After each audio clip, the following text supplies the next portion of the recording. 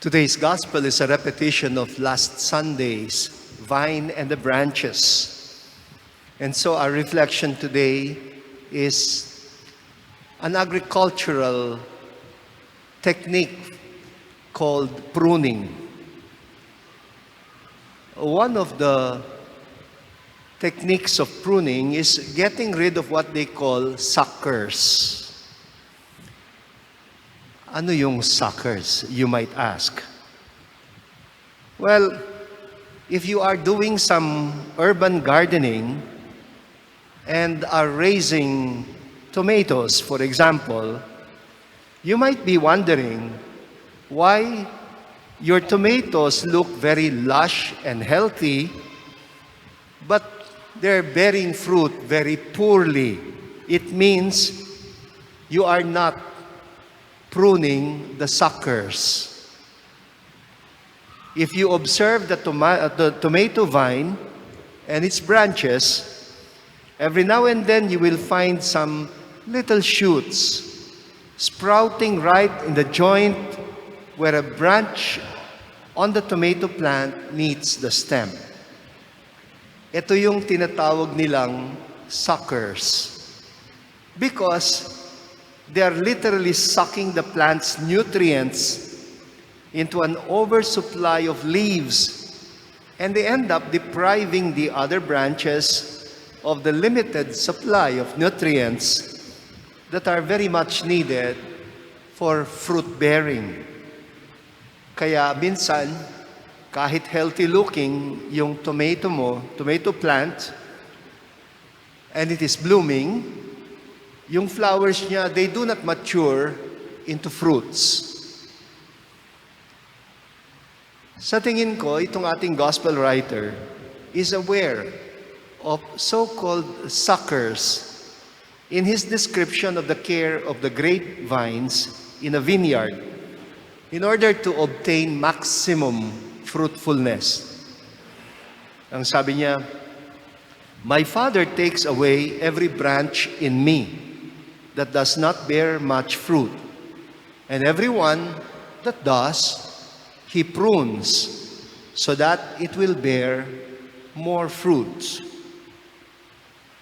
Sa atin namang first reading, we are told by St. Luke that the early Christian community, which actually originally consisted mainly of Jewish converts, the community was beginning to branch out because many Gentile converts were joining the new Christian movement, and St. Paul was welcoming them and baptizing them also.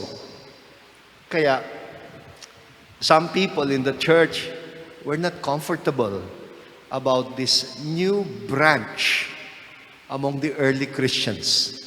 In fact, this could have been the reason why a few days ago we heard from the reading that John Mark abandoned the first mission team headed by his uncle Barnabas. We are told in the book of the Acts of the Apostles that this guy, John Mark, sometimes he's just called John, sometimes Mark, sometimes John Mark. This Mark deserted them and proceeded not to Antioch, but to Jerusalem.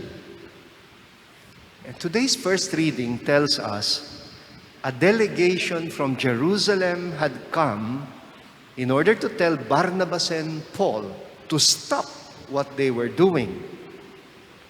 Remember, I told you a few days ago about two kinds of people who attended the synagogue worship, yung insiders and the outsiders. Yung insiders, they were the ethnic Jews, people who were born Jewish. Yung outsiders were the Gentile converts to Judaism, who are never integrated into the Jewish community because they're not Jewish by birth. Kaya itong outsiders, they could be allowed only in the outer courtyard. Can you imagine kung halimbawa gusto niyong magsimba sa San Roque Cathedral and you are told, doon ka lang sa garden, hindi ka pwede sa loob. Something like that. The distinction between insiders and outsiders. In the diaspora, St. Paul was beginning to get more converts from the outsiders. At ngayon, there are people reacting and saying they should be cut off. They should be nipped in the bud.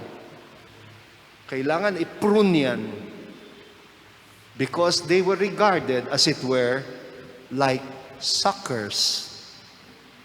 Remember how earlier St. Luke told us that the widows daw and the orphans among the Hellenists were not receiving as much food rations from their community pantries. Yes, believe it or not, hindi natin invention ang community pantries. The early Christians, they had community pantries. At dahil merong hindi nabibigyan, nag-complain sila. And the apostles appointed deacons in order to address the issue. And I suspect that there were members who looked down on the Gentile converts, especially the poorest of the poor among them, like the widows and the orphans. Maybe they were insinuating na itong kunyaring Gentile converts were just suckers, that they were only after a free lunch or free food from the pantry. Kaya, itong nagko-complain, they say, get rid of them. Hindi naman sila Jewish. Why will we accept them in the Christian community?